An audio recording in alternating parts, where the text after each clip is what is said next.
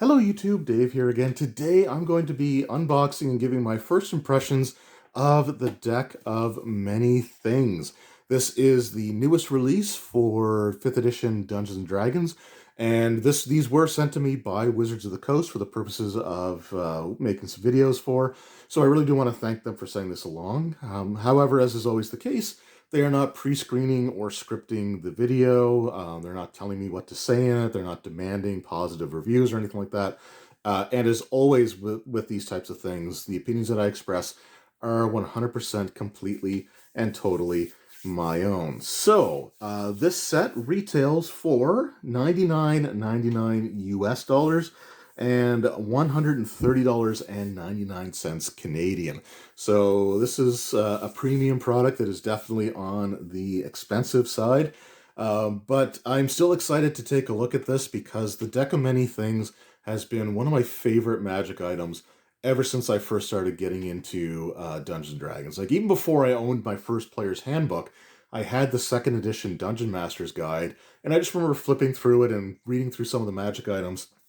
And the one that I liked the most was this deck of cards. You could pull it out and these various effects could take place. I just always loved that item.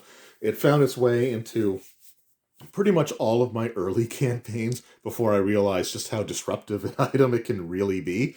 But it was also one of my favorite 4th edition products was the box set called Madness at Gardmore Abbey, which was an adventure designed around the idea of having to reassemble a deck of many things as some sort of magic corrupted the deck in such a way that when the cards were drawn or when they were used, instead of the deck disappearing and reappearing somewhere else, a large number of just individual cards just kind of dispersed throughout the campaign world.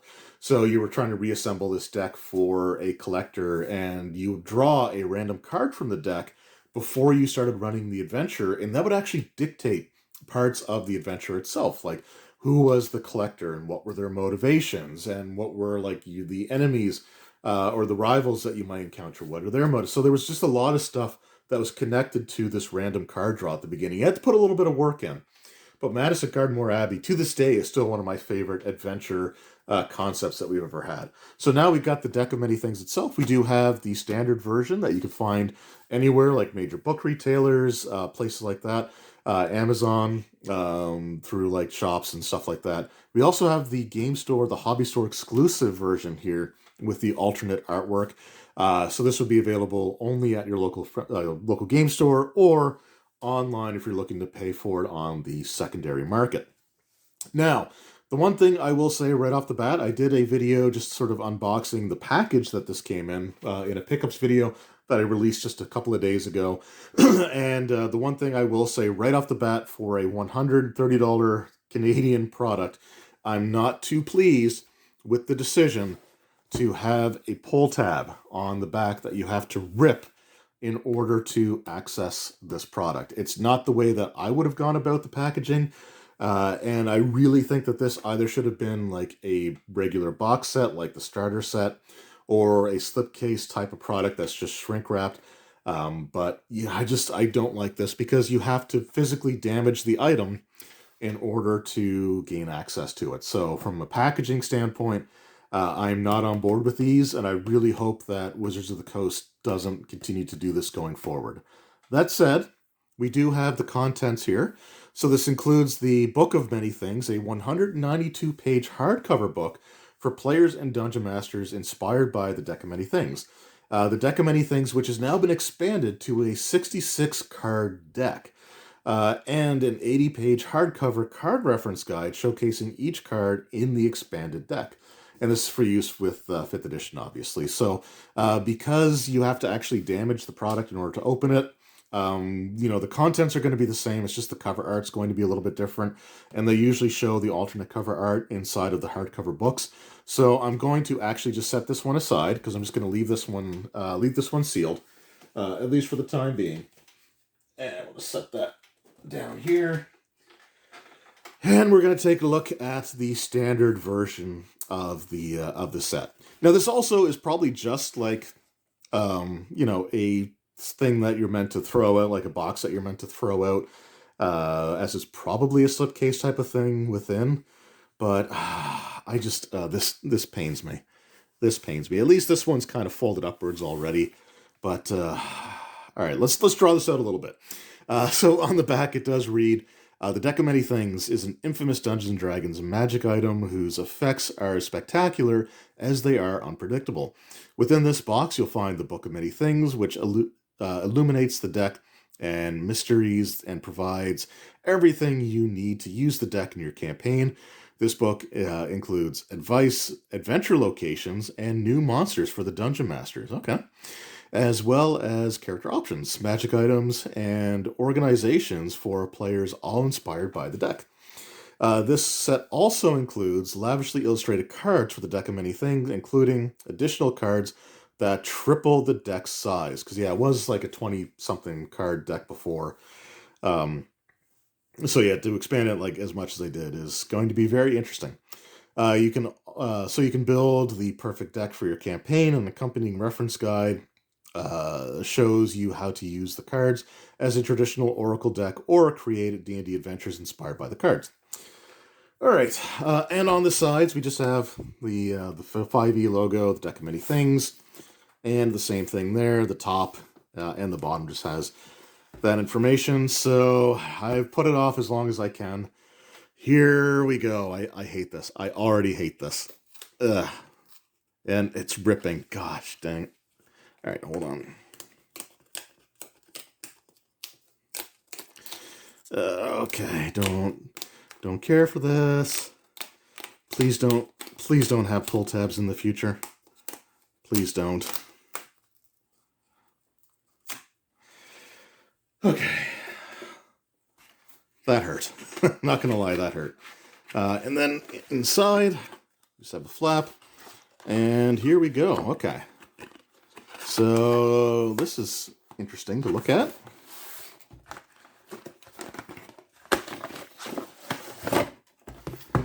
All right, we'll just set that aside for now.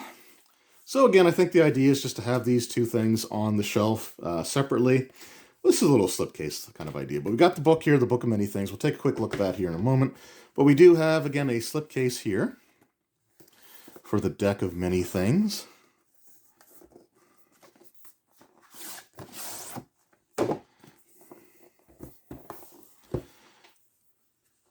And okay. I mean, I like the quality of this, right? This is fine, but this also could have just been in like a regular box. It even could have been in one of those like thinner boxes, because this is a thin box. But they could have just had it open from the top, like they did with the 4E sets. Like they didn't necessarily. Oh, and there's a spacer in there. So I guess to keep everything lined up with each other. But like this is cool. I like this. I like the physical, like the quality of this part of it. I just wish the packaging, the external packaging, was different. So that's all that I'll say there. So let's wait on this. Let's just move that up for now. Let's just take a quick look here at the Book of Many Things. We're not going to go through like a page for page, but we'll take a look at some of the options that we have here. So we do have, I think there's supposed to be player options here somewhere. Let's see. I can't find anything instantly, so let's just see. Okay. Oh, interesting.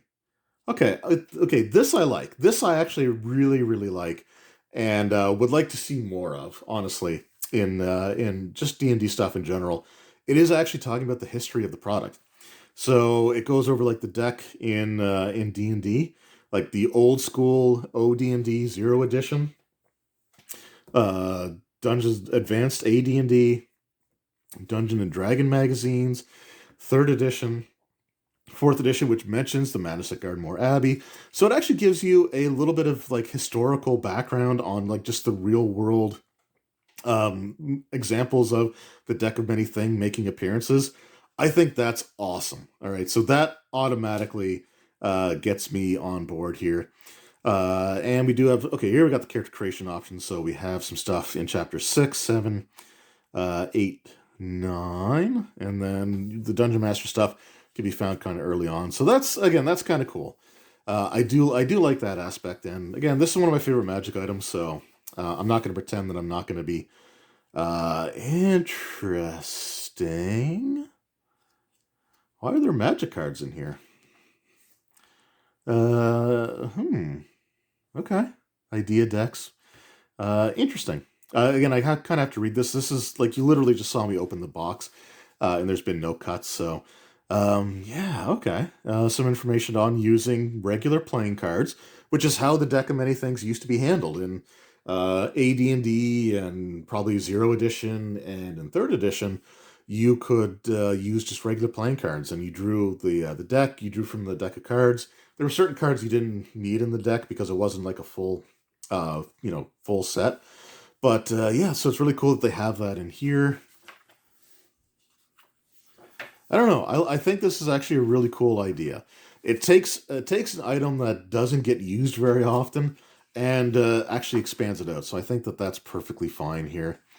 Deck of Wild Cards, Wondrous Item, Heroes of Destiny, Rogues Gallery. Okay, Rogue Stat Blocks, Ambitious Session. Ambitious, yeah. So we got some cool stuff here. We got some stat blocks. So yeah, again, I like the idea of this particular product. Again, favorite Magic item. I'm not going to pretend that it's not, but I really like the thought that went into incorporating this into your campaign world, and how to have it sort of make sense, right? Because again, when I was trying to run my fourth edition deck of many things or Madison Gardmore Abbey adventure, once some of the more experienced players realized that it was about assembling the deck of many things, they kind of just noped out of the rest of the campaign, which really sucked. But it was also around that time I was, about ready to start the process of moving anyway, so it didn't really do too much for that. But yeah, so that was the book itself, and then we've got the Deck of Many Things card reference guide. And again, we got like some the gold leaf edges. So the cards themselves do seem like they are definitely higher quality. Oh. Open with care, no sharp objects. Oh, okay. So that was going to be on top of that. So the Deck of Many Things card reference guide. Oh, I should have checked the cover there for like the special edition stuff, or the not special edition, but Game Store exclusive. So updates to the deck. This book, the associate cards, and the Book of Many Things include some updates and revisions to the version from the Dungeon Master's Guide. 2 cards have been renamed. The card formerly known as the Vizier is now Sage, and the card known as the Idiot is now the Puzzle. In addition, the 22 cards of the Deck of Many Things, this deck includes an additional 44 cards known as the Deck of Many More Things. These 66 cards often appear together as a combined deck. The game rules for the new cards appear in Chapter 7 of the Book of Many Things. So yeah, again, really nice artwork in here.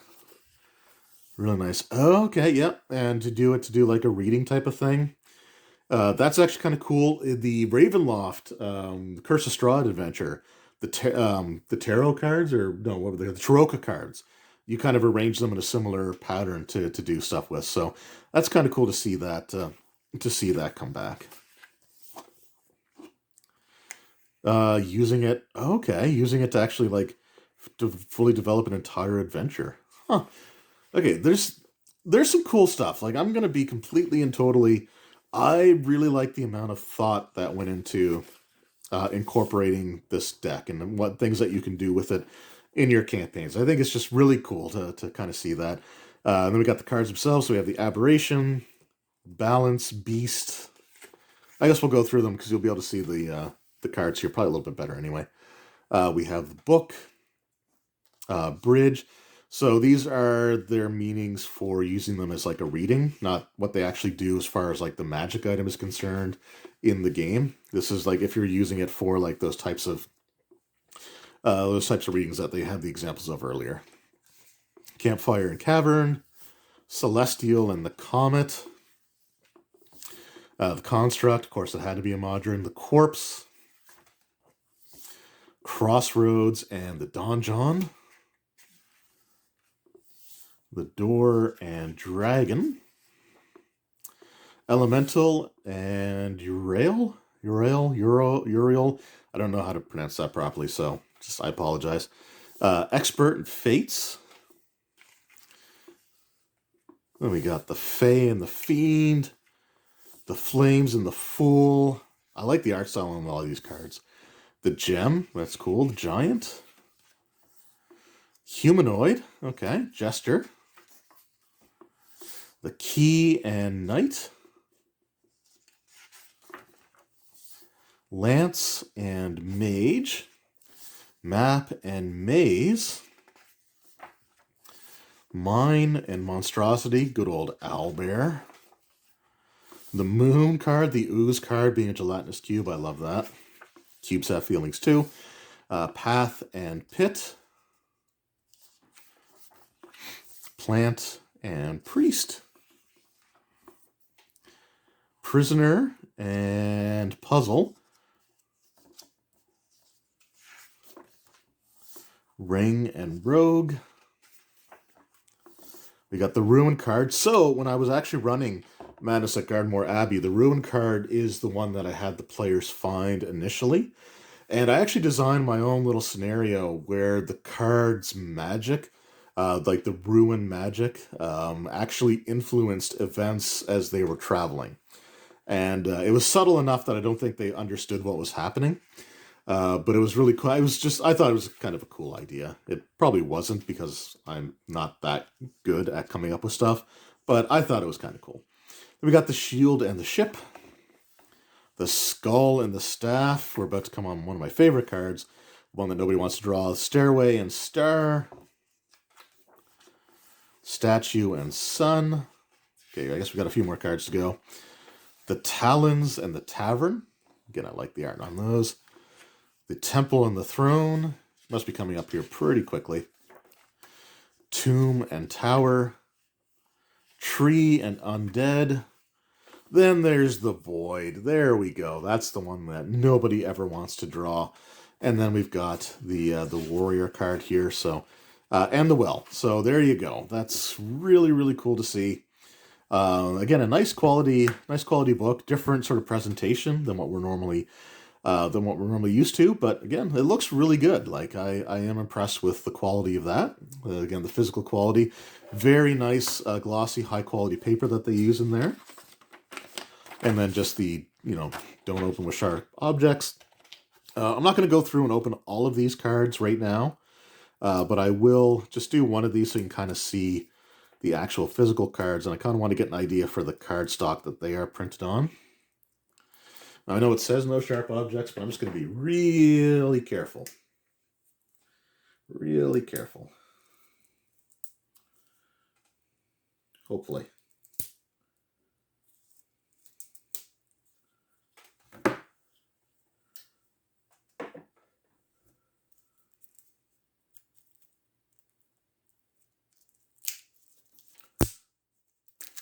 There we go. All right, so first of all, the gold leaf on the edges. It might not show up on the camera as well, but this really catches the light really, really well. Looks very, very fancy. The cards themselves are a nice thick cardstock as well. And oh, look, I drew the Void right away. That's great.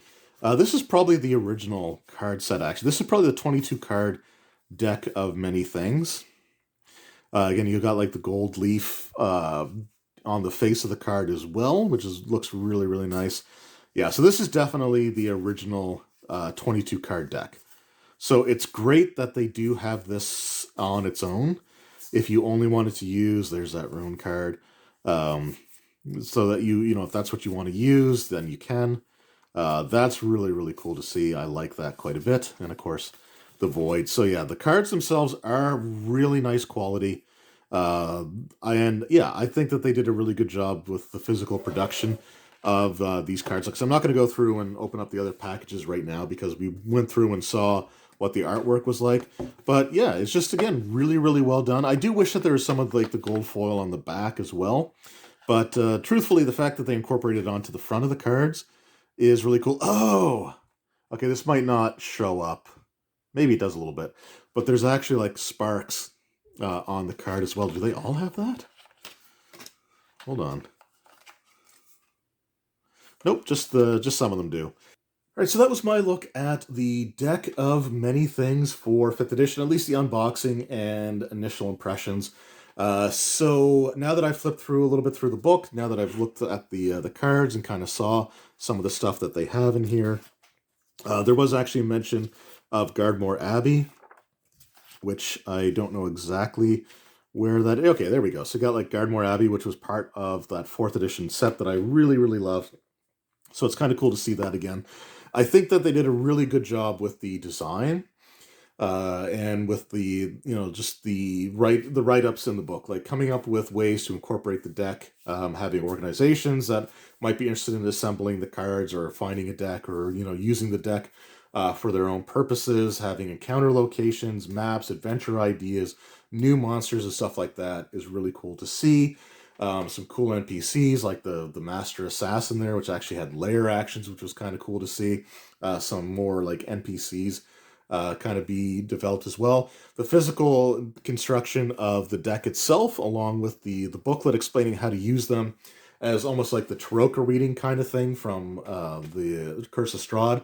That's really, really well done. And I think that they did a lot of really good stuff with the design elements of it.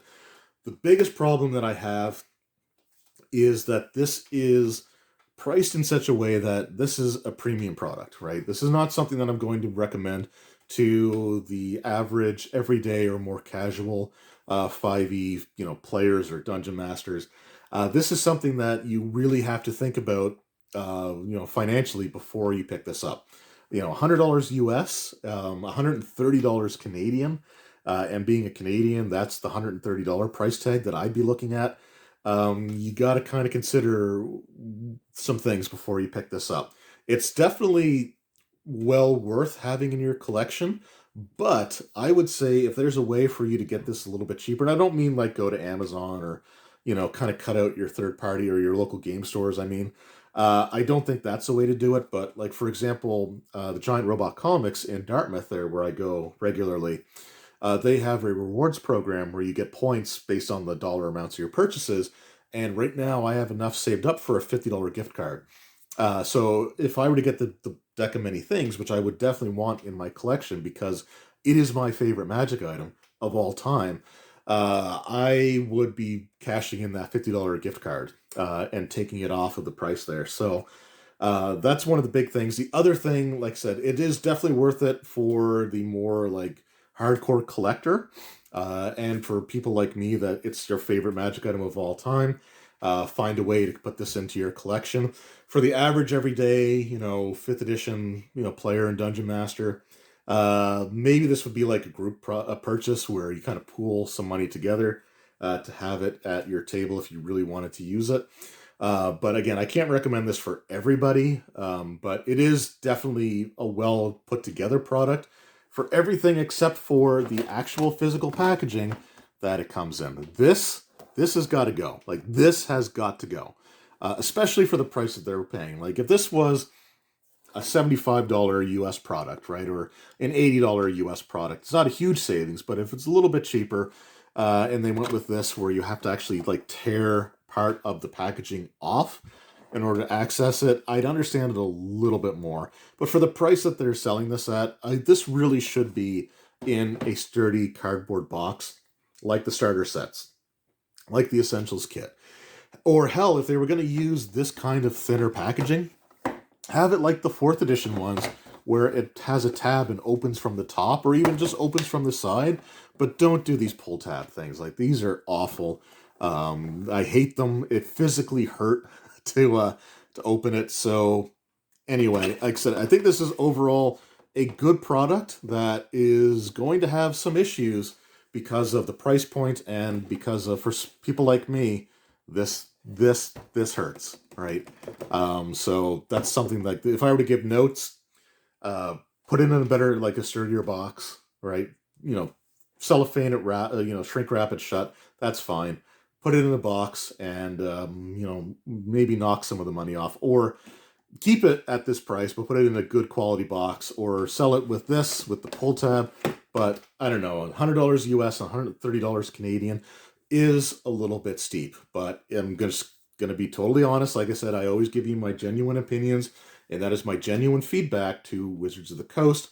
If you want to sell more of these and you'll make more profit with more sales at a lower price point than you would selling a few of these at the higher price point, that would be my advice. Anyway, that said, though, this is still a really good set, and I am glad to have this in my collection. It is my favorite Magic item, and I would have been picking this up, though I would be building up some store credit out of my local game store before I pull the trigger on it.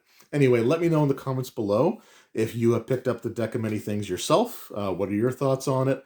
Again, I think this is a great product. I just wish that the price point was a little bit different and that the packaging, the external packaging, which I think is meant to just be discarded, which whatever, that's fine. But I do wish that this was a bit higher quality for that price point. Anyway, thank you once again to Wizards of the Coast for sending this my way. You know, I hope you hear the feedback and hopefully you make that change in future releases.